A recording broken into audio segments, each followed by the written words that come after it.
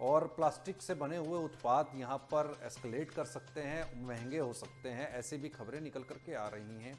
क्योंकि जब प्लास्टिक दाना नहीं होगा तो प्लास्टिक की आप एक चेयर टेबल्स जो बड़ी पैमाने के अंदर बनती हैं वो कैसे आप मैन्युफैक्चर करेंगे, एक वहाँ पर भी संकट है।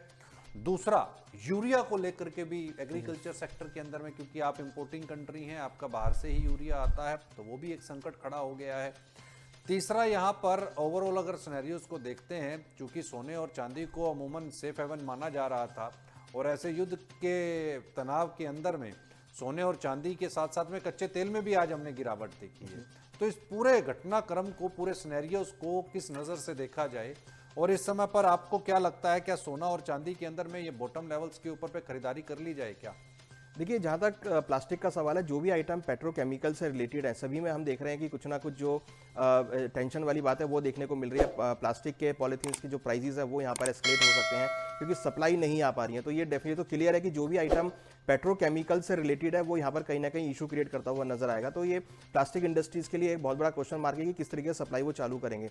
जहाँ तक क्रूड का सवाल है, देखिए डेफिनेटली क्रूड के प्राइस बहुत इंक्रीज हुए हैं, मगर जो इन्वेंट्रीज बढ़ी हैं यूएस के अंदर वो यहाँ पर कहीं ना कहीं सपोर्ट करती हुई नजर आ रही है। अगर आप देखेंगे तो G7 countries, IEA plus OPEC plus member सभी यहाँ पे प्रोडक्शन बढ़ाने की बात कर रहे हैं। तो प्रोडक्शन बढ़ाने से कुछ होगा नहीं जब तक सप्लाई जो है वो नहीं आ पाएगी। अगर प्रोडक्शन बढ़ा भी दिया बट सप्लाई नहीं आ पाएगी तो कोई बेनिफिट नहीं हो पाएगा। तो यहाँ पर हमें ध्यान दे रखना कि जो सप्लाईज है स्टेट ऑफ हॉर्मुज से वो वहाँ पर चलती हुई नजर आए और सप्लाई जो है वो यहाँ पर बनती हुई नजर आए, तो उससे काफी हद तक प्राइस कंट्रोल रहेंगे।